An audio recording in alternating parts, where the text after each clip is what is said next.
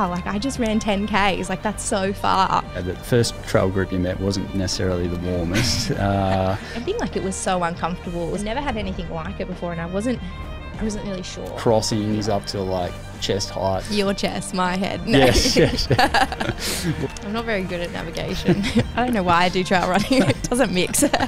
And the story goes that you climbed into a tree. I just got my safety blanket out and just sat in this tree and then had a nap for a little bit. I only press SOS if it's a life or death situation. I'm like, this is life or death. I'm not out there racing for a podium spot. Like I'm doing it just because like I love it. I definitely need to come back to Transcend. It was so much fun.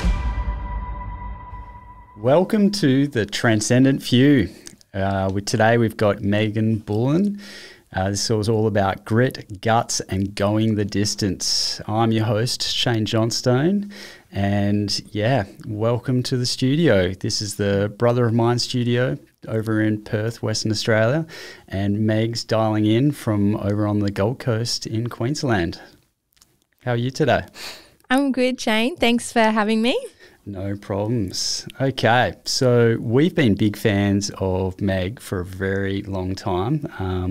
I'm very familiar with yourself, but now the rest of the running world needs to start catching on and realising who you are and exactly what you're capable of.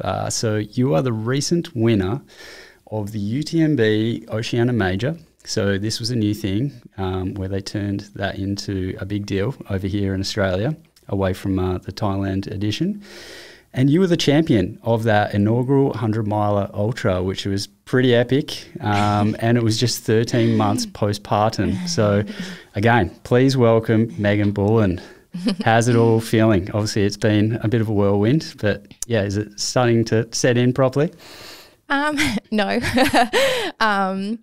Yeah, it was definitely a big whirlwind that weekend. And then just coming back home and back into just being a mum, it was a funny shift, I think. But I've had a nice almost 6 weeks just downplaying running and focusing just back on family life and getting things on our property kind of managed again. But yeah, it was looking back at the race. It's still a bit of a whirlwind, and you know, it's hard to believe, to be honest. Oh, it was such an epic feat. It was exciting to follow. But let's rewind and tell us about it, like sort of where it all began. So you're from New South Wales, Singleton, and you're the third of 4 kids, your parents, Fiona and David. And what I've heard is that you were a little legend pretty early on, obsessed with school carnivals and training. You know, how many year 3 kids are actually getting out and practicing and training and all that sort of stuff to nail their school competition? So it's definitely been a part of you from a young age, like you've just always really enjoyed that sort of scene? Yeah, I think I've just always loved being outdoors and being active, and, you know, school and all the school carnivals are always good for that. You know, the couple of weeks beforehand, I'd be jumping in the pool trying to practice swimming or running and trying to improve where I can. Not really thinking anything of it, just being a kid and just giving it a go. Yeah, and it looks like you started in little athletics, but it sort of really clicked around about year 9, where you won the school cross-country sort of competition, and you sort of discovered you had a pretty good knack for some of these longer distances. Well, longer distances back then were 5K, and you got sort of serious, got able to represent New South Wales, and got, like, your mum said that she sort of got you into getting a coach, and you had a guy at Hans that sort of looked after you. And it sounded like quite a feat for your family to sort of make this all happen. Like, you guys were driving to an hour and 20 away to Newcastle, like, to do training sessions, and pretty much everything was in Newcastle. So it wasn't easy for you to sort of follow that path at an early age. Have you got many memories of being in the car?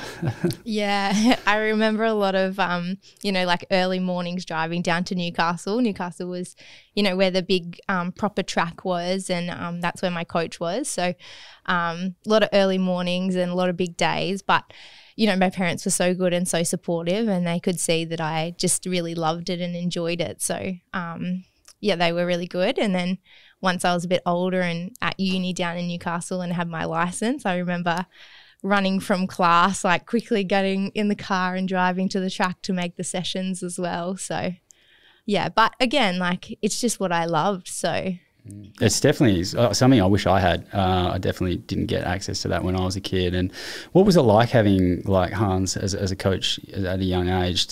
As much as that you've taken on like for later years? Yeah, it was really nice having just some mentorship and someone to teach you how to train properly. And he was very big on like listening to your body, and if you didn't feel good, you know, we had to change up training. So that was really good. And I still, you know, I listen. My training is very much based on how I'm feeling, and I'll change things if I need to. But you know, he also just taught me, you know, how to pace yourself, and because it was all track work as well. You weren't wearing watches, you weren't looking at pace. It was all running to feel, and yeah, really pushing yourself to the limits, and training in a big track group as well. You're really able to do that, which was fun. And you were hitting park runs back then as well. That was a thing. Yeah. I feel like the West Coast must have got them a bit later. A bit late. Yeah.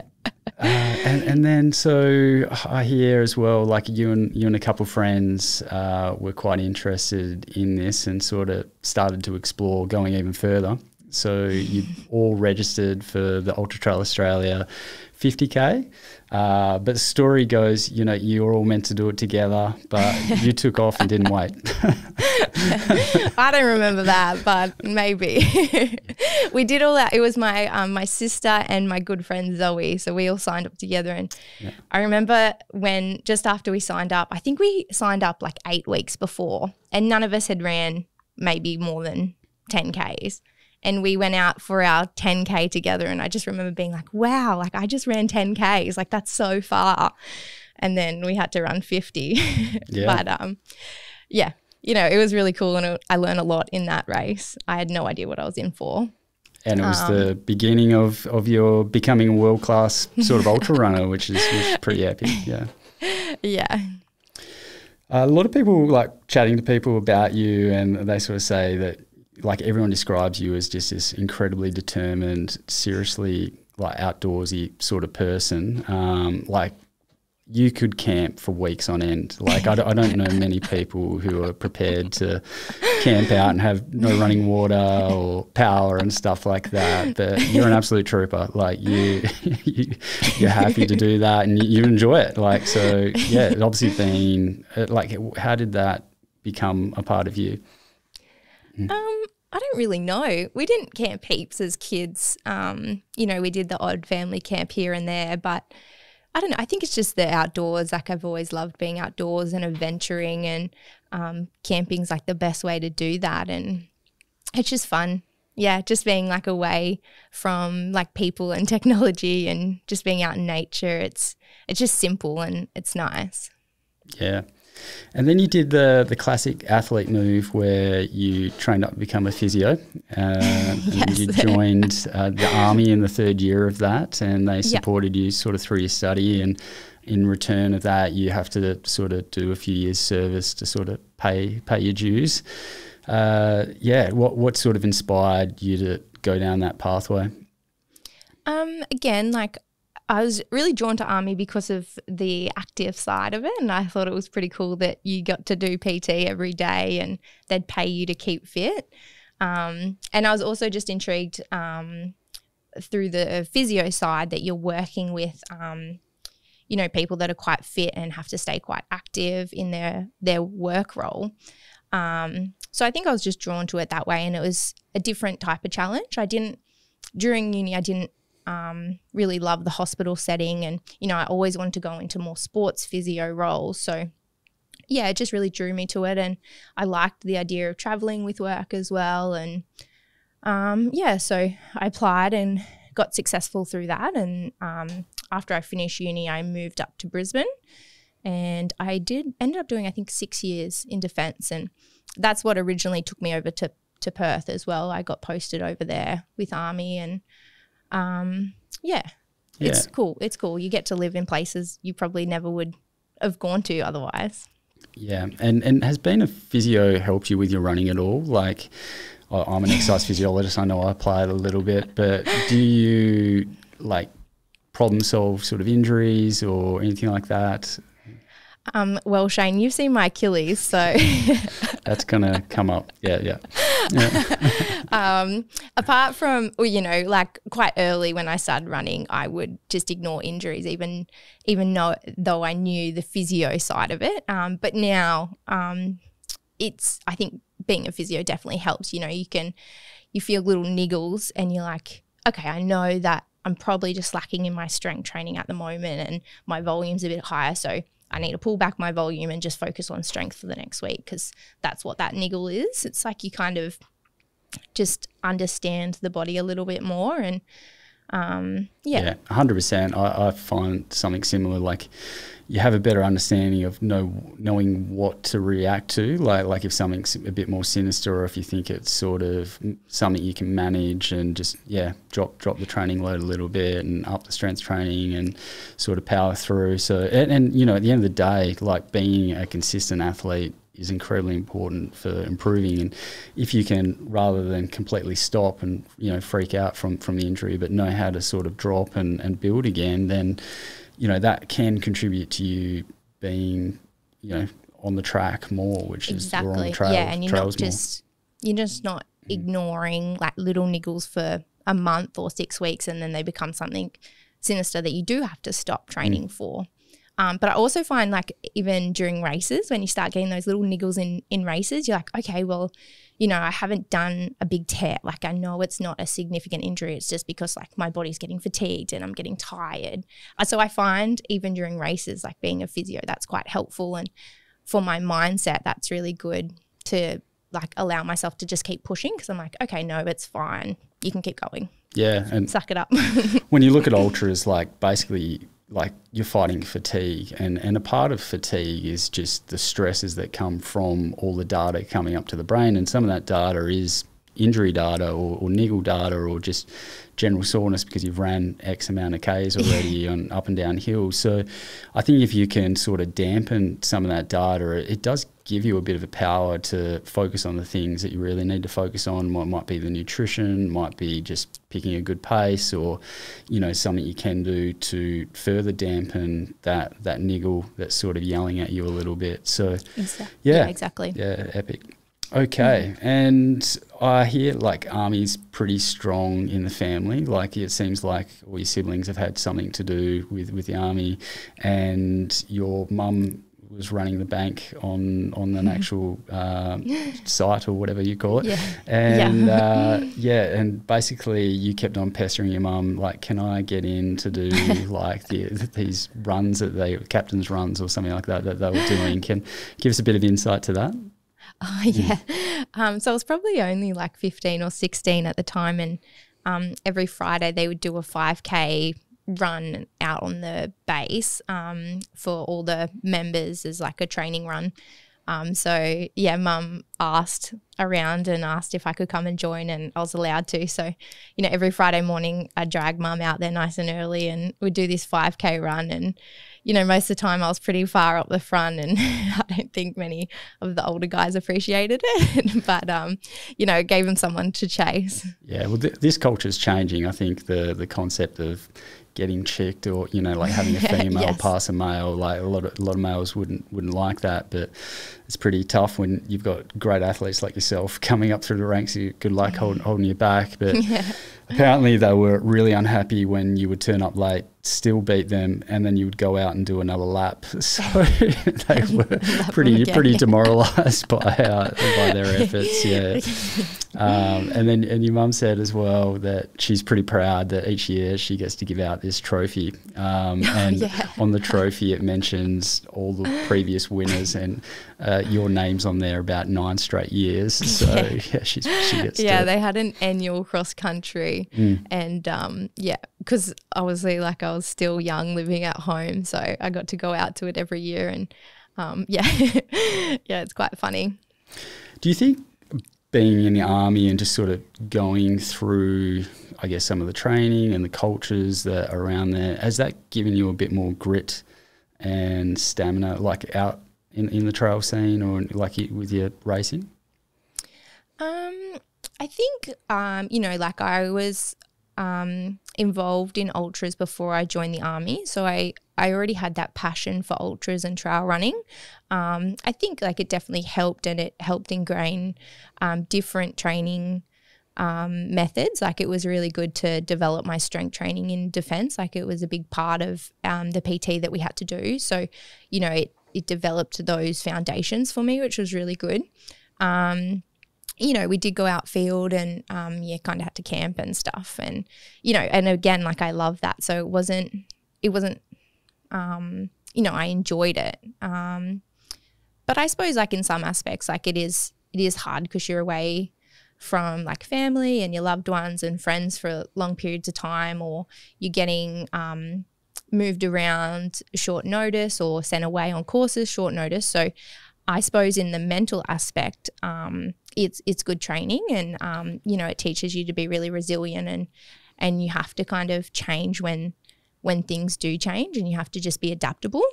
So I think things like that helped me grow. Is there a bit of culture there? I'd imagine it's changing a little bit in the army now, but just where you're expected to be tough and sort of put on a brave front, you know, like when it comes to competing and people see Meg out in course, like you definitely have like your game face, like you look like you're out there for war against everyone. I know it's not the case. You just love the trails and you love the challenge, but yeah, you could be easily convinced otherwise. Maybe, yeah. I suppose like you know, when you are away with work, like it is hard and you do big days, and I suppose everyone's in that same position, so there's no point. Well, for me, my perspective is there's no point complaining because, you know, everyone's kind of in that role and everyone has to pull their weight. So, you know, you've got to kind of put your head down and get it done. And, you know, I suppose that's the same in an ultra run as well. You know, at 100 Ks in, everyone's going to be a little bit sore and tired and fatigued. So, yeah, you do have to just pull through and focus on the reason you're there, and, just keep working. Yeah, you mentioned moving to WA, which was a win for us. And so you first came in, and from conversations we had, that the first trail group you met wasn't necessarily the warmest. But then you were at a Perth Trail Series event, and this is just classic Melina. Apparently she was doing a race briefing. The race is about to start, and mid-briefing catches eye of you and obviously realises that you're new to Perth, and that there's Abby Dixon, who I've actually got a bit of history with, who I worked with and stuff like that, another trail runner, physio, and she's gone, Meg, you need to chat with Abby and get together and go on some runs together, which is just hilarious. And obviously that led towards you meeting like the most amazing support group and just girls to go run with in WA, like legends like Kira, Jerry, Steph, Jess and co. So and they've got their little group, hashtag Girls Run WA Trails, which is pretty cool. Oh, look at you, Shane, you knew it. Oh, I'm all over it. Yeah. They keep on declining me for a while. We really want you a part of our group. And they've led to just being such an epic sort of support crew for you, which we'll cover a bit more as we go into some bigger races, but really stoked that I guess you did finally get connected with that and didn't lose faith in the trail scene, and we got to keep you. Yeah. And it was, when I moved to Perth, it was just before COVID. So I was only there a couple of months, and then COVID hit. So, you know, all the races were off. You couldn't, you were in the little bubbles, so I couldn't travel to get out to the trails, and I hadn't really met anyone to find the trails either. So that first year in Perth, it was a little bit isolating, and I was like, oh, Perth sucks. Where are the trail runners at? But yeah, then I met the girls, and I was just so lucky to find them, and them being so welcoming and letting me join their running group. I was very lucky. Yeah, it's cool.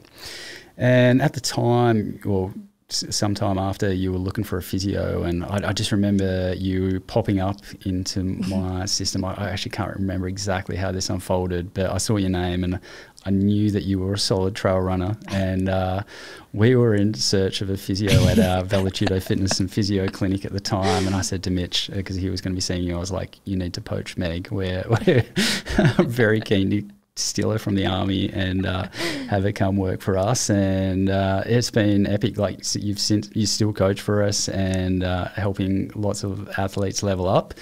Actually, on that note, you do have a vacancy, so if anyone's keen, definitely get in touch. But how has actually coaching helped you with your own running? Like, obviously watching people grow and develop, but also just thinking a bit more about periodization, learning from others. Yeah, I think, coaching, because I always had a coach, and, I learned a lot from them about what to do and what not to do. But then when I started coaching others, I think you're just looking at it more at that day-to-day level and then building through the weeks. And, it showed me, you can have some fun with programs. It doesn't always have to be the exact same session every week. As long as you're still hitting the target of the session, you can change things around and add more speed or take it away and, try with some volume. And the other thing I found as well, coaching a range of different athletes, is that a lot of people respond differently. So something that I've found works with one athlete doesn't necessarily work with another person. So, I apply that to myself, because my body and my stresses and my experience is not the same as someone else that I've been coaching or someone that coaches me. So, I don't have to do the exact same thing as someone else I'm competing to be competitive with them in a race. And it doesn't matter if I'm not doing as much volume as them, as long as I'm working my systems, that's going to be enough. So I think it's taught me that, and I have a lot of fun with my athletes. I've been coaching them for a long time now, so I know what works really well for some and what works for others. So I really enjoy that aspect of it. Yeah, and I think this is where ChatGPT is going to struggle to fill those gaps. Definitely just building those relationships, getting to know the ins and outs of people. That's just hard information to build into like a computer software of exactly. Like how these people respond to certain sessions. Like I said, it is very individualized, and yeah, there's like obviously pretty basic rules we can apply, but yeah, there are people who just don't seem to like certain sessions. Yeah. And I suppose like some people, they have huge work weeks, like they're doing 12-hour days, like so they're not going to fit in like a 3-hour run that day, or like they don't have that capacity. They've got so much work stress, and then maybe they go home and they've got 4 kids they've got to like run around after as well. So just taking in those things into account, I think makes a huge difference in training as well. Yeah, it can be quite hard to not go for like the most ideal scenario with a training plan, but we really need to sometimes sit back and go, for this particular person with their lifestyle, what is the most sustainable approach that we can apply to them? And like you say, yeah, if you fly in, fly out works incredibly popular in Western Australia, but in Australia in general. And some people are away doing 12-hour days for 2 weeks, but then back for a full week. Like that isn't going to fit a typical model. And yeah, there's lots of other examples like nurses, doctors doing shift works and all this sort of stuff. Huge. Like there's a lot of people who are probably trying to fit themselves into a very set model. But the reality of the day is they probably need some flex and to be kinder to themselves, that they can't be expected to do a full program while they're in full work mode. Exactly. Yeah. Mode. And like I think there's so much emphasis on like big volume and lots of load, and you don't need that. Like not everyone needs that, I should say. And it doesn't work for everyone. But people have this mindset that they need more and more and more, but more's not always better. I definitely have fallen for this trap. Like early days, I used to do lots of volume. And I don't know how you did that. Corey, my wife, now coaches me, and it's probably in her best interest to rein me back as well. But geez, I feel fresher. Like I remember I used to start so many runs feeling just so heavy, like my legs were, and I'm an exercise physiologist, I should know better. But when I'm in myself. I don't know, just grinding. Sometimes it is hard to pull yourself out of it. And yeah, I've just noticed like just a bit of speed returning, starting to get some higher fitness levels, but also just enjoying the sessions more, which is obviously the most important thing. Yeah. Yeah, exactly. And that's what, like, we do it because we love it, you know, so you've got to find the balance. Yes. Now, your athletes will love this, and it's probably something that you always sort of will pitch to people, like, that development takes time. And looking at your results, you are a masterclass of consistency. So really interestingly, like in 2017, so you progressed from the 50K and then you went to the 100K and you did 14 hours and 6 minutes and you finished 18th. You actually got penalised. Yeah, your first 100. And then you actually got penalised for going 40 minutes faster in the next year and finished 21st. So you did a 13-hour 21. And a 40-minute PB is pretty solid over 100K. So well done there. But then different course, but you went back in 2022. I think that was the out and back sort of more fire roady year. And probably not. I don't know. You are fast, so maybe it is a bit in your domain. But you finished 5th that year, so you took a massive jump, 11 hours 49. And if we look at the list ahead of you, like there were some pretty solid runners. Like we're talking Anna McKenna, who's really been pushing hard to sort of get a golden ticket. We've seen Erica Laurie as well, like do some crazy feats, and I think there was the South African girl. Cecilia was in front, and Naomi Brand, who's also a very solid runner. Yeah, so like there was some good company there. So then after that, you came Delirious West 200 miler. So you had originally, it was a pretty wild year. You'd planned to go and do Surf Coast Century 100, I think. Yeah, that's right. And it was all amongst COVID where it all got messy, and last minute you decided to join me on the start line of Delirious 200. Yeah.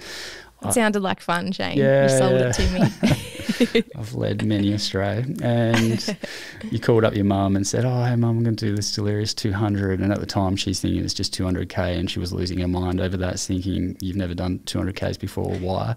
And then you had to explain to her it was actually miles. And to be honest, it's actually more than 200 miles. It's 350K. It was. I think I figured it out. It was like 220 miles. I was like, the cheapness by 20 miles. Classic bonus Kayser miles, as he calls them. And we also got incredibly unlucky because we both had to pretty much swim to Albany. It was an incredibly wet year, like all the trails. There was Ks we were running ankle deep, and then there was crossings up to like chest height sort of stuff. It was pretty full on. Your chest, my head. No. Yes. Well, I think after I went through, they closed the crossing. So, but the most interesting... the beach ones, they were bad. Yeah, very bad. I'm pretty sure one of my pacers was holding my pack for me, like above their head. So it was an epic adventure, but... the markings at some points weren't the greatest, and you managed to get lost. So you sort of started wading into a deep pool of water and obviously realised that this maybe wasn't the right place to be. And the story goes that you climbed into a tree. And do you want to give us a bit more of a rundown on how it unfolded from there? Well, I did get lost. I watered through this puddle where I thought the track went, and at the other end there was no track and it just was bush again.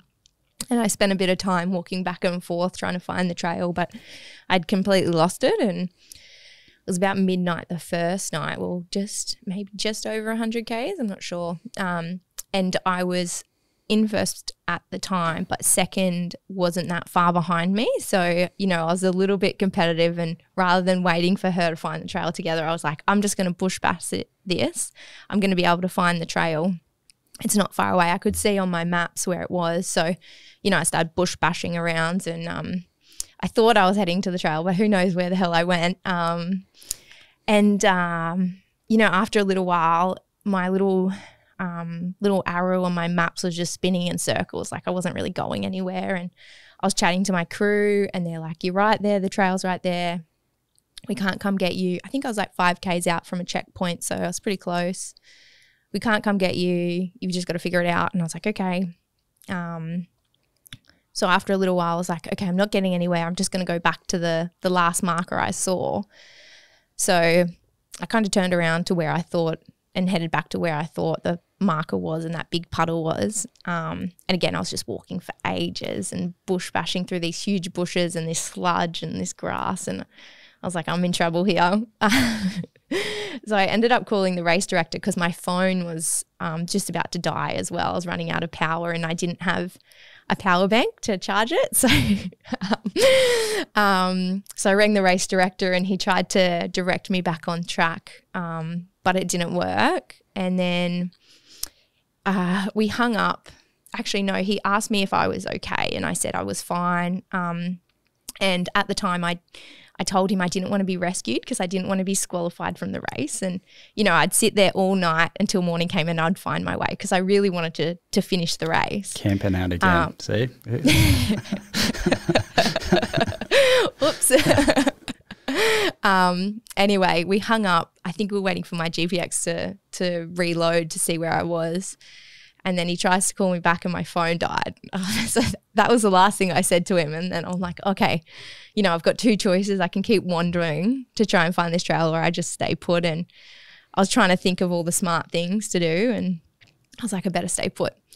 Anyway, the ground was so wet. So I was like, I don't want to sit on the ground. And I'm like, if I fall asleep on the ground, no one's going to see me on the ground. So I'm like, I better climb. Like if I climb a tree, I've got better hope. So I climbed up this tree and I don't know how I climbed up a tree, but I did. And then I just got my safety blanket out, put all my layers on and just sat in this tree and kind of just cuddled up and had a nap for a little bit, waiting to be rescued. And then it'd been about an hour or two and I was pretty cold and I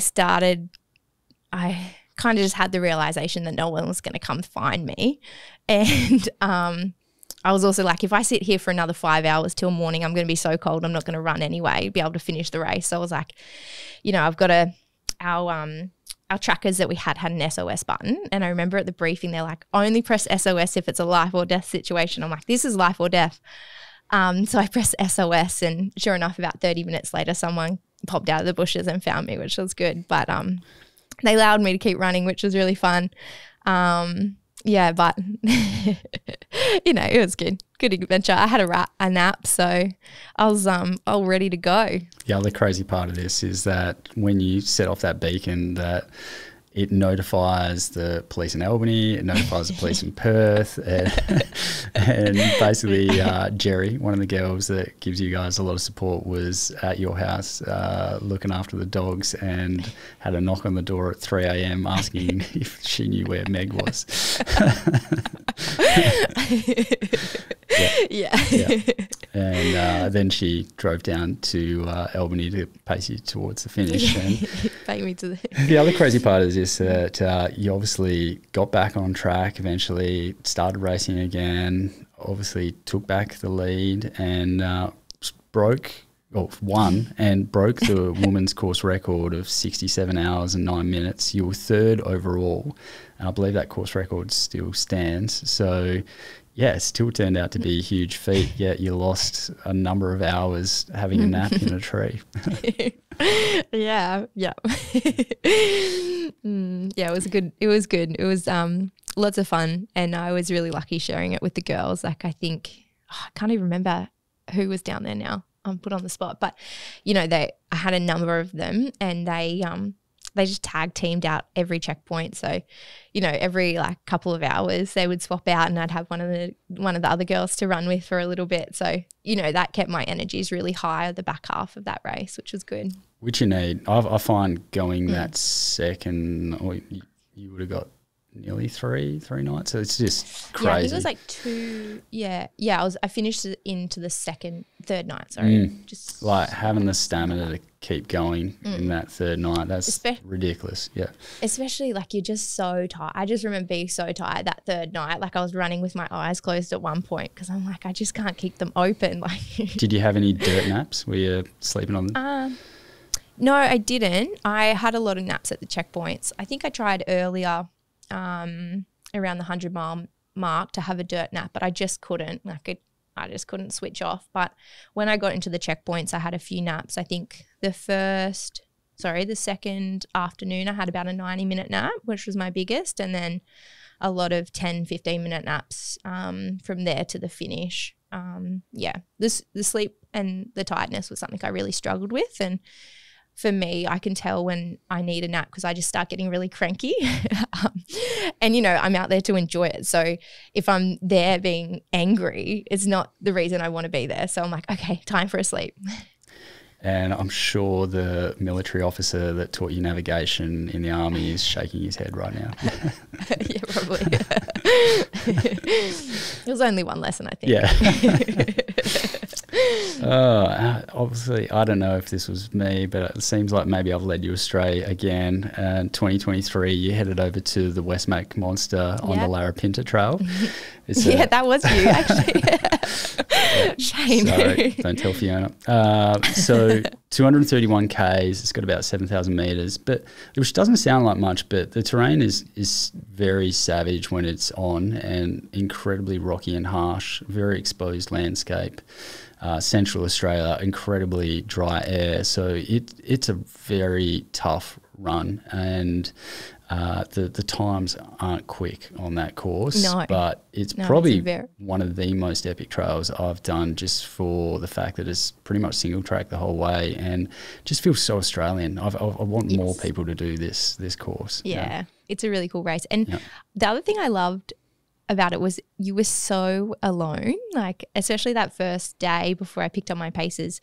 I was on this ridgeline at sunset and you couldn't see anything apart from, the environment around you. There was no people, there was no cars, there was no infrastructure. It was really cool. Like you're just like, I'm literally out here by myself right now. There wouldn't be too many courses that are that isolated in the world. It's, the amount of people within 1,000 kilometres of you is incredibly low. Yeah, most of the volunteers, I reckon. Which the community out there is sensational. Like the way that those guys get behind that race and the feels and vibes there are epic, and another reason why I would love to return there one day. Yes, so I agree. It would be really cool to go back. You had a pretty solid outing there. You did race really well, and you were really mixing it with like the lead guys as well. And there was one point though, I hear that you sort of took a bit of a wrong turn. Do you want to give us a bit of a rundown? Yeah, I'm not very good at navigation. I don't know why I do trail running. It doesn't mix. But it was just after Ellery Creek, which is about 102 kilometres. So I got there about maybe 2 a.m. in the morning roughly, and I picked up Steph as my pacer, and we ran out and we were just chatting, and it was less than an hour outside of the checkpoint where the trail diverts. So we run west to east in the race, and at one point you have to take like the south route to run through the Ellery Creek area rather than the north route. And then so we were at the eastern end of that junction, and because it was nighttime, you're just looking for the reflection of the course markers, of the trail markers, sorry. And we were running and chatting, and I saw a course marker and I was like, yep, we'll just keep following this trail. And then all of a sudden we had come to this big river, and Steph's like, no, that's not right. Like we definitely didn't have a river crossing, because the day before they gave us a brief and said all of the areas where there was going to be a river crossing that we'd have to cross. And Steph's like, no, that's definitely not supposed to be there. So we had to look at our maps and realised we'd actually taken the wrong turn and we were heading west again. So we'd kind of done a big circle, and we almost ran back to the checkpoint. And we're like, shit, what do we do here? We're like, we could go through the little river and actually get back to the checkpoint and start again. But we thought we'd save ourselves getting wet and just turn around and kind of sprinted back to the trail. So we lost about an hour there, which was, that actually got me really down.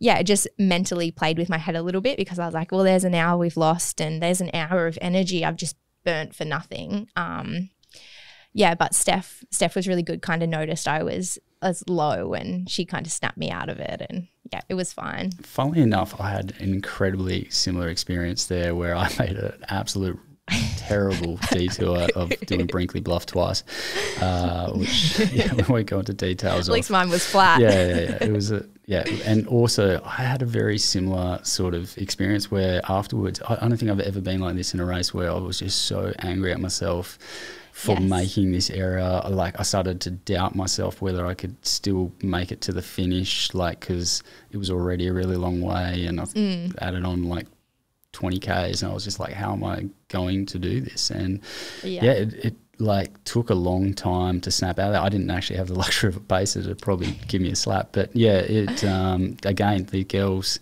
come to the party and sort of get you out of that little hole, which is pretty cool. Yeah. They just know me so well now that, you know, I don't even have to say anything, and they know what I need or what to do, which is really good. Like, they honestly get me to the end of most races, which is really good. The girls also reckon that you're terrible at estimating at what sort of times you will come into aid stations.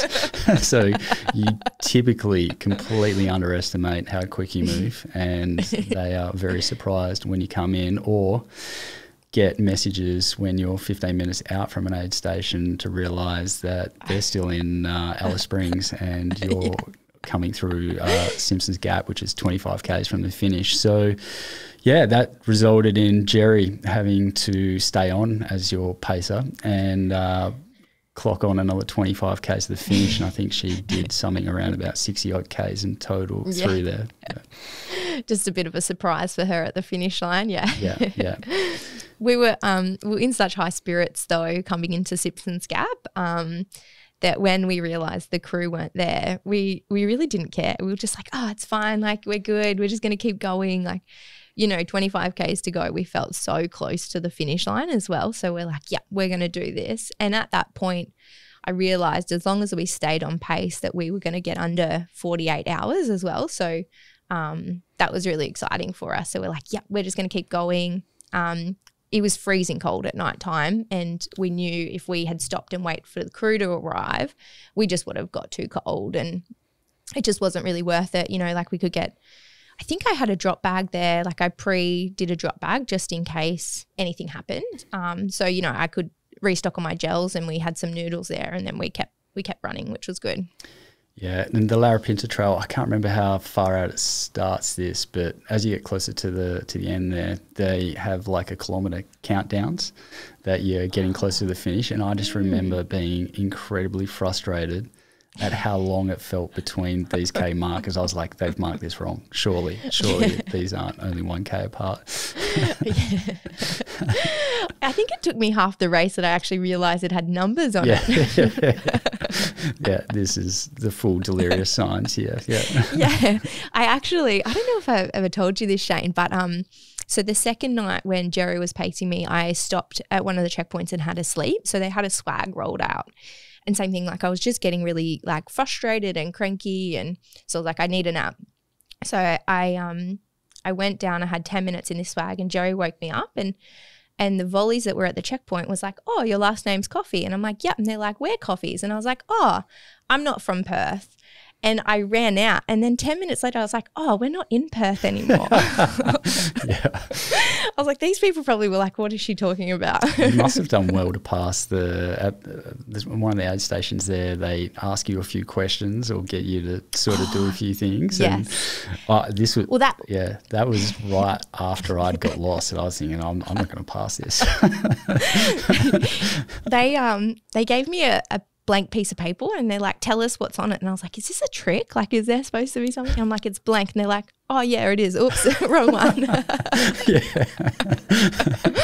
Hopefully they just gave you a pass right there and then. Yeah. So you ended up finish in a very impressive 47 hours, 11 minutes, which was actually 7 hours faster than Lucy Bartholomew's supported FKT, which was pretty epic.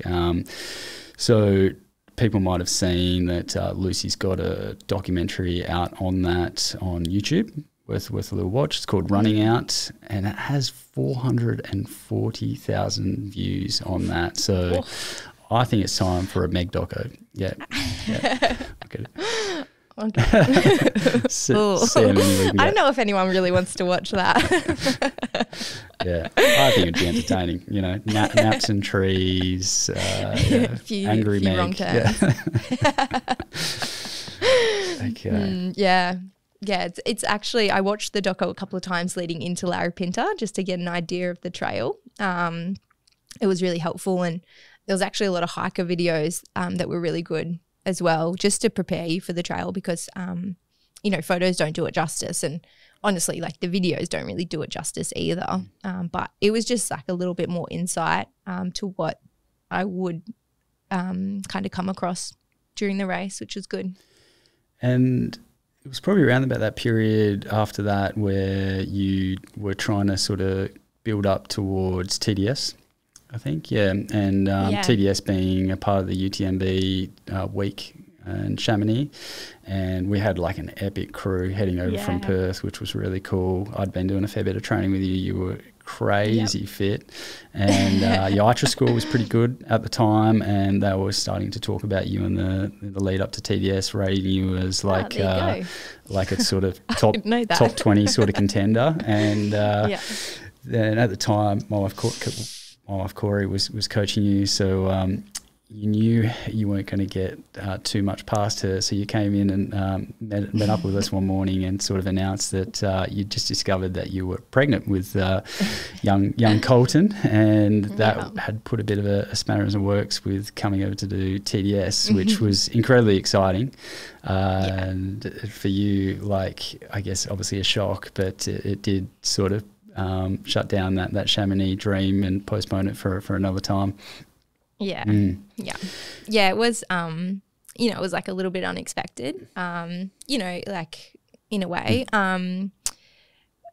But yeah, it was 2 weeks before the actual race, so I'd done all the training. Yeah, exactly. And it was it's funny, like, looking back at it now, I was doing those last big runs, and I was like really annoyed at myself that I wasn't feeling like fit, and I felt like I was having to put a lot of effort into those runs, and I wasn't really getting the kilometers or the pace that I thought I would. And looking back now, I'm like, oh, of course, I was pregnant. No. But yeah, like, it's definitely a blessing, and we wouldn't change anything. But it's pretty crazy being that close to a race, and then, everything changes. Yeah, and so your parents were scheduled to come over. Well, they were over in Europe, and they were going to drop in and sort of watch, and then you had to give your mum the call and say, oh, actually, I'm not coming over anymore. Yeah. But a pretty good reason for her to be even more pumped. Yeah. Yeah, I think she was pretty excited anyway. Yeah. So, yeah. I don't think I told I think only you and Corey knew going over, and I just didn't tell anyone else that I wasn't coming. Yeah. All the Perth crew was a bit confused. I think people probably started to assume when they saw the Strava crash, it was like, something else is going on here. Yeah. But and then it's been, some time has passed, but obviously it's been a bit of a whirlwind since, and Colton has come to the world, and he's a little trooper. He's looking like signs of a strong man. I've seen him do some pretty good lifts so far on videos. You guys moved to Queensland, and setting up a bit of a life on the farm, which is really exciting. And casually, 13 months postpartum, rock up at the 100-mile UTMB Oceania Major, and finish that in 21 hours and 52 minutes, which is a quite impressive time, like that, like on that course. And a lot of unknowns. It was the first year it had been ran. Yeah, you really turned up.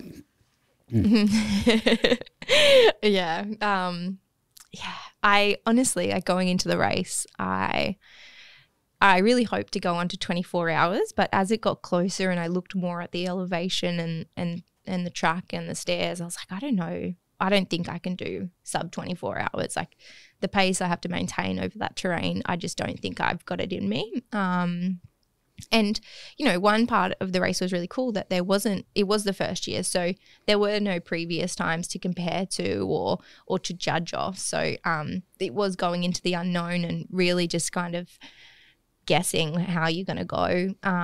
So, you know, me and the girls, we made a plan. I had 3 different race plans, and there was a 24-hour, a 26 and a 28-hour because, yeah, I just didn't know how I was going to go. I didn't know how the body would go as well over that distance being the first race back. It all kind of – it wasn't a perfect day. It definitely wasn't a perfect race, but the results were amazing, and I was so stoked. Yeah, what sounded crazy was that pretty early on you were having sort of stomach issues and really struggling to get nutrition in, yet this was all happening and you're sort of in the top couple positions. Like, so how did you sort of keep a level head there and, you know, keep the energy going to keep moving forward? Yeah, so at the 30K checkpoint, you know, that's when I caught up with Kelly, who was in first at the time, and I was feeling really good. I was running, and, you know, I didn't feel like I was putting out too much effort. Like, I was just going at what pace felt comfortable for me. And then all of a sudden Kelly popped up, and I was like, oh, wow, I didn't expect to see her. But we did this out and back. We had 2 little out and back sections that were quite rocky and quite technical, and I was running with Kelly at the time, but you know, I was moving quite well over that. And where I've been training on our property is very rocky and loose, so I'm quite comfortable on that terrain. So I was like, I'm just going to go past her because, you know, I feel strong in this area, so I'm going to take advantage of where my strengths are. So I went past her, and we did the little out and back, and then we were just back on a fire trail, and it was honestly only a couple of kilometres later that I just started getting this crazy cramp in my stomach, to the point where it felt like my actual abs were cramping. Like, it was so uncomfortable. It was uncomfortable to run. And I never had anything like it before, and I wasn't really sure what was going on, but I was like, okay, I've just got to kind of cut back on my food, cut back on hydration, and let the stomach settle, and just keep moving. So, you know, I just kind of kept running where I could. I had to walk for a little section just to try and calm everything down. And I think at that stage I just had completely stopped eating. So from just after 30 Ks to Hydro Majestic, which was the next checkpoint, which was about 49, I think, 29 Ks. I don't think I ate. And just before, a couple of Ks before that checkpoint, we'd come back out onto the road, and Kelly had passed me there, and she was looking quite strong. And I was like, that's okay. You know, it's still early in the race. I've got to sort myself out to be able to keep racing this race and to get to the end. So anyway, I had texted the girls and told them I was feeling not great. So they had got me some food ready. They kind of just put water in my soft flask rather than Tailwind, because I didn't want electrolyte. Yep. And so I got there. I think I ate half a banana as well, which actually sat okay. And then I was just eating like these ginger gummy bears, because for me, ginger works really well when I feel nauseous or I just feel sick in the stomach. So I was just sucking on those, which made it feel a little bit better. But again, I wasn't really eating. I wasn't trying any gels at that time. So the stomach was just kind of sitting there. But oddly, like, even though I just done that section and then we got to Narrow Neck, which was maybe 9 Ks later-ish, like, I still hadn't eaten, but my legs felt so strong. Like, my energy was still really high. So I wasn't really giving the energy, like that negative thought, to the problem. So I was just like, you know what, I've just got to let it sort itself out, and it will eventually come good. And, you know, what I've learned in all those races is that, you know, if you give things time, like, it will come good. I just had to give it time. And because I was feeling so strong, I was like, you know, it's fine. I'm going to keep going. And again, I wasn't pushing. I just was running comfortably, and I was still with Kelly, which was really, you know, it was a big positive for me. Yeah, it's reassuring. Like, Kelly is a very experienced athlete. Like, she's been with Hoka for a very long time. She has finished 5th at UTMB, 2nd at Labrador. She has won a stack of European races. So, like, for you to be shoulder to shoulder, feeling pretty average, but still sort of keeping things going, it's impressive. And I watched some of the clips, like you coming into 6 foot track and stuff like that. you were flying. Like you, like even though you weren't necessarily feeling the greatest, like I was like, that's I don't know what pace it was, but it looked solid. Yeah. It was a nice long downhill into that checkpoint. Yeah. But again, like I was like, and I was feeling sick then. And it was probably just before that 6 foot checkpoint, which was 90 Ks in, that I was like, okay, I've really got to start getting nutrition in. So I think I worked it out. It was like 7 hours in total that I barely ate. And, you know, I was like, I've really got to focus because I need to get to the end now. Like we're halfway. I haven't eaten for 7 hours. Like I need some fuel to get to the end. So I just started with a mouthful at a time, and I did a mouthful and would wait 20 minutes, 30 minutes, and then would be able to get another mouthful in of gel. So, you know, that's what I could start tolerating. And I did that for the next couple of hours, and I could kind of gradually move up to half a gel at a time. So yeah, the nibble, sip strategy works so well. And I think a lot of people make that mistake. They open up a gel and they think they need to slam it down there and then, but there's no reason why you couldn't just, you know, consume that over a 30, you know, like if you're planning to have a gel every 30 minutes, like there's nothing wrong with consuming that gel over 30 minutes. Like you don't have to have it there and then. And even leaving gels like just sitting in your cheek pouch and using the buccal glands to take straight to the brain and mouth rinsing, like just gargling. Yeah, that sort of I did stuff. That a lot actually. Yeah, and you know, that must have been what kept you going for 7 hours because, you know, really after 90 minutes we'd run out of stores in our body and our body would be struggling to sort of break down stuff. So obviously you were doing just enough to keep it. And had you done like some good carb loading and stuff like that prior? Yeah, I did. Yeah, the couple of days, like almost 3 days, I reckon, of carb loads. Could have been the difference. Yeah, it could have saved you. Yeah, exactly. And some sleep, actually. I had some good night's sleeps. Colton, I wasn't at home with Colton. That's got to be massive. And Colton stayed at home. Yeah. So, and, you know, Colton is not a good night sleeper. So, you know, he's up most nights for a couple of hours. And so, you know, my body, I suppose, is just used to running on less sleep. And then the couple of nights before actually having solid big sleeps, I think really helped as well. I think this is potentially underestimated, the effect. Like we do see some mums come back and be absolute monsters on these courses. And I wonder if there is a bit of this, like where you've just spent, you know, probably a year breastfeeding, like multiple wake up times throughout the night. Like, God, even we've got a 3 and a 6-year-old and it still seems like we do this. It has to contribute to your ability, like, because you have to just keep functioning. Like there's no choice, you know, life goes on. So you have to, you know, still look after yourself. You still have to, you know, care and do things around the house, potentially work, look after athletes and whatnot. And then like train in there as well. Like even though, you know, you're not always feeling the fittest or the freshest, you know, you kind of still got to get in training somewhere. So I 100% think that potentially this has some kind of flow-on effect. Like when they look at studies where they are seeing, like they're testing people with mental or cognitive challenges in fatigue states, and if they keep on doing it, people get better at them. Like they slowly get better. And I think, you know, obviously in the past 13 months, you have had to be in a fatigue state quite a lot, but yet cognitively been challenged. And then so when it's come to race day and you've been challenged when you're fatigued, you're just like, it's just another day of life, you know, but I'm running as well. Yeah. So but I get to be in the bush and it's so much fun. I don't know if I'm saying having babies is performance enhancing, but and it's definitely, we don't recommend like chronic sleep loss, like definitely not good. But I suppose like, you just have to do what you have to do when you're a parent. Yeah, well done. And so as well, like when you're out there, was there any other sort of major challenges that you came across, or you just sort of managed to dampen them and keep moving? I don't think so. God, I can't remember. I think that was just like such a big, like, I don't want to say issue, but you know, just thing I had to problem solve. Yeah.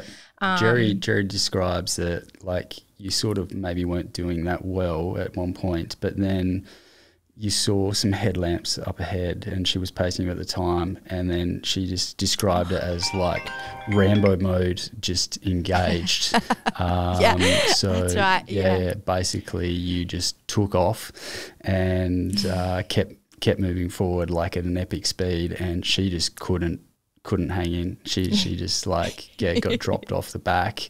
Yeah, what happened there? Yeah, so that was the loop after 6 foot. Yep. I had just picked up Jerry. I had probably an hour of like a couple of mouthfuls of food under my belt. So, I picked up Jerry and I was like, okay, my belly is still a little bit unhappy, but we're getting some food in, which is good. And we're kind of in these rolling fields to start with. And then all of a sudden there was this guy up ahead and, it was kind of raining and then it wasn't raining. And then I think I just got some more food in my belly and my belly started to really settle. It was like the first time that it wasn't hurting. And I was like, okay, we've got this. I was starting to get a bit of confidence then. And I was like, okay, if I can keep getting food down, like I'm going to be able to keep pushing to the finish line. And, I knew Kelly was behind me, but I also know Cecilia is such a strong runner that she wouldn't be far back as well. So I was like, I know I need to keep pushing. And then we saw that guy and I was like, oh, I reckon I got him, and he would kind of get away on some uphills and then would have some downhills and I'd get a bit closer. And then we had this long downhill about halfway through that loop and I just love the downs. And we just took off. I just took off and I think that just gave me the momentum for the rest of that loop. And I was like, okay, I'm feeling really good and let's just keep pushing. I know I can do this now. And I felt a little bit bad that Jerry was, she wasn't feeling the best. So she was kind of getting further and further behind, and we'll running with our headlights at that point. And I was like, Jerry. Yeah, I think she forgives you. Where are you? Yeah, but And I think she felt pretty bad that she had to stop. But I was like, it's fine. Like, you do what you need to do. Yeah. So you eventually make it to the finish, and you've had an epic battle out there. And the girls sort of describe that you race just like to get the absolute best out of you. Like you're not necessarily there to knock off people, but like you just literally want to just empty the tank as much as you possibly can. So you cross the finish line and you had a 51-minute lead on Cecilia, like, which is pretty epic. And like you definitely could have taken the foot off the pedal there, but it just was not an option. No. Did mean that you crossed the finish line at about 3 a.m. and it was, I've seen the video, there's not really too much going on there at 3 a.m. in the morning, which is pretty fair enough. But maybe they also weren't expecting the lead female to come through that quick, and they were hoping it was going to be more in a breakfast hour that people might be up and about. And the finisher was trying to call you Meghann from Perth, but your mum was very quick to correct them that no, it was Meghann, and you're from New South Wales. So definitely a special. We were all pretty pumped over here for you, and I think just so well earned. And I guess a little bit more of a backstory coming into that race. You and I had chat, and we were sort of like, I said you should try out for a lead entry. I think you'd definitely be a candidate, and you put your hat in the ring. And I guess it's a bit of a thing, that the fact that because you had fallen pregnant, had Colton, obviously there's a recovery period, and you came back quick, if anything, and as a result your points had dropped down, which meant that you sort of weren't in consideration for like that elite sort of gateway in, and sort of, at the end of the day, you got on with it and funded it yourself. And sometimes that's nice when you just sort of turn up and say, look, I did it my own, and look what I did. I've had a bit of satisfaction from that in the past as well. So how did that all sort of feel, being like, I've done this off my own back, sort of like a bit, Yeah, I think, I can't remember if I was saying it to you or someone else, but, I think, I understand why I wasn't considered, because I haven't raced, so my points did drop. But I think, it's hard because I saw the list of like the 10 girls that were the top 10, and I was like, I know I'm up with those girls. Like I've raced them. I know I can compete against them as long as like, you know, I could, as long as my body post-baby could still be at that same level. So there's a bit of like fuel being like, I know I kind of deserve to be on that list as well, because I have been there, you know. So there was a little bit of me that was like, I need to go out and show these people like who I am, and I deserve to be there too. But I suppose there's another thing that you're just like, you know what, at the end of the day, I'm doing it because I love it, and I'm not out there racing for a podium spot. Like I'm doing it just because like I love it, and it's part of me, and it gives me freedom and happiness. And so I think the other side of it is that it takes all that external pressure off racing, and I can really just go there and be there for me, which is really nice, I think. And I think as trail running gets bigger and bigger, like maybe people start to lose that. So. We'd spoken in the lead up once, and as much as there was confidence that you could sort of mix it with those ladies, there was also a little bit of unknown. Like I know that you were sort of starting to think like, oh, have I done enough training? You know, I've been pushing the pram around more, you know, and I wouldn't normally run like that. Like I'd ideally be more on trails, and I guess, you know, knowing is my body strong enough yet, like how's my pelvic floor going to hold up, like you know, all these little things. Talk us through that. So just like looking at the volume in my kilometers alone, like it was a lot less than I had done, especially leading up to Westmac. And Westmac was my last big race, and you know, I did so well in that and I felt so strong in it. I just wanted to replicate that. Like I wanted that strong feeling during the run. And you know, comparing what volume I was doing there, which was really high because I had the time to do it, to, you know, I was just kind of just scraping in like just enough, you know, that maybe could get me to the end. So I didn't have that confidence that I had done enough to actually be competitive in the race. I was like, you know I can get to the end because I want to get to the end, but I don't know if I've done enough to be up with those girls and be as fast as what I have been. And so that was one aspect. And then the strength training as well. Like I'm big on strength training, but because I was so limited on time, so many times during like the lead up, if I did have time to train, I would choose running over strengths. And then, you know, in my head, I also knew my body wasn't as strong. So I was like, oh, what's going to happen on the stairs or the downhill? Am I going to cramp or am I going to get some knee pain? So that was definitely playing a role. And then the pelvic floor as well, like is definitely not as strong after having kids. So it's like, well, what's going to happen 100 Ks into the race, like with my pelvic floor? Like that's another thing that, you know, I just had to consider, and all those things mixed just didn't give me the confidence. Like, so I was like, well, there's nothing I can change. You know, it's a month out. Like I can't magically increase my volume. So I just have to start focusing on like my mental training and my resilience and what's going to get me through the race and what I need to focus on in the race to stay positive. And yeah, I really spent a lot of time like writing down like the pros of why I'm out there. And I honestly think that helped so much, especially when my stomach wasn't good and I wasn't able to get carbs in. Like I just was like, you know, I'm just here having a great day, and I have a whole day for myself to run, which is huge, like especially as a parent. Like I just had so much appreciation for being able to get out onto the trails that I honestly think that carried me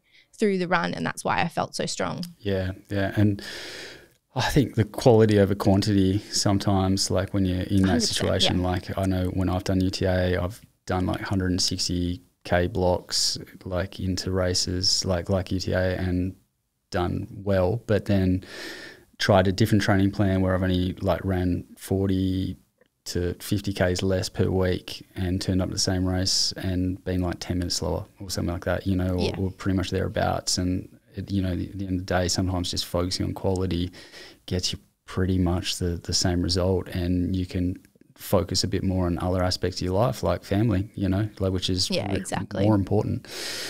So it's really cool that you were able to sort of show that, you know, despite the changes in life, that your body was definitely well and truly up for the task. And I guess it's exciting, like this is just the beginning. Like again, like once you get like a bit more consistency back and, you know, more time and legs, and obviously there's some other areas that you've obviously grown on to get you to this new level. It's it's going to be applied on a bigger scale, I think.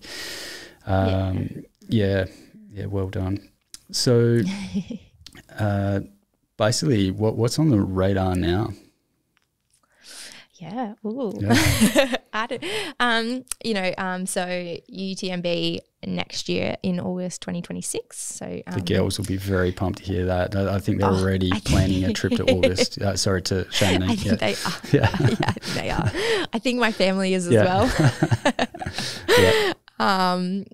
So kind of looking backwards from that, and I'd love to do GPT at the end of the year, the 100 miles down in Victoria. I think it would just, like that race is always really drawn to me. Like I love the looks of the technical climbs, and just where it is in the mountains looks really fun. But I also think it would be an amazing race as like another good 100 miles to get under my belt before UTMB. So kind of looking at that one. Cool. And then I don't really know what else, kind of just got to balance everything else 100%. Out. 1 year we're going to have to get you back to Transcend. You finished second to Sarah Ludovici by like a minute, and this is like where you're an absolute demon. Like you just grinded your way out.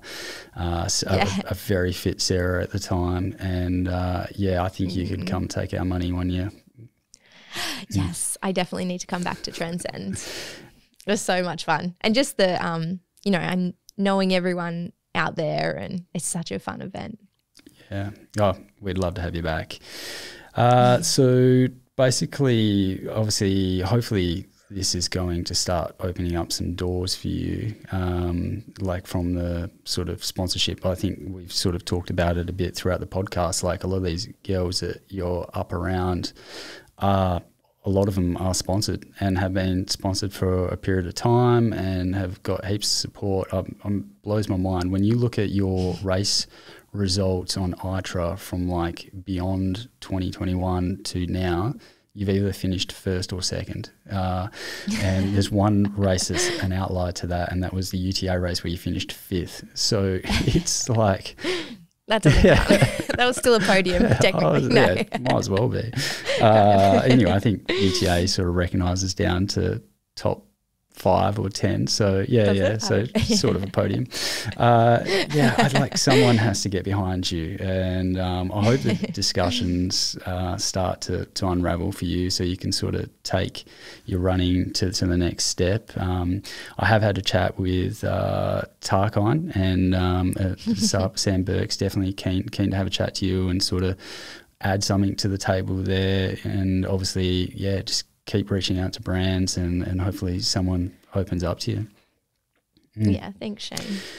Yes. So how could people, like if people wanted to, how could they find out about your journey, like follow you on sort of Instagram? Yeah, Instagram's probably the main one that I'm on. And Strava, maybe? And Strava. Yeah, they're probably the best to see where I'm at and where I'm running. Yep. Normally I'm just running in circles somewhere on our property. Yeah, so it doesn't look very exciting, but I promise it's really cool. So if Instagram, just at Meg Coffey with an underscore there, and that will bring up that. And for sort of any coaching inquiries for Meg, just email meg@fitnessandphysio.com and she'll get back to you about that. But Meg, you have been amazing. I've loved the stories, always love catching up with you. Thanks for joining us. You are a machine, a mum, a coach, a captain, and just one hell of an epic trail runner. To everyone listening out there, make sure you follow Meg. Check out Transcend. So go to @Transcend Trails on our socials, Instagram or Facebook, our YouTube channel, and or if you want to just get on the website, go to www.transcendtrails.com. Keep pushing those limits, rise above, go beyond. Until next time, we'll see you on the trails. Thanks all. Thanks, Shane. Wow. You guys can just banter now if you want. Oh, that's good. I think it went pretty well the first time. I think we did well. Thanks, Travis. Yeah. You're our first viewer. Woo!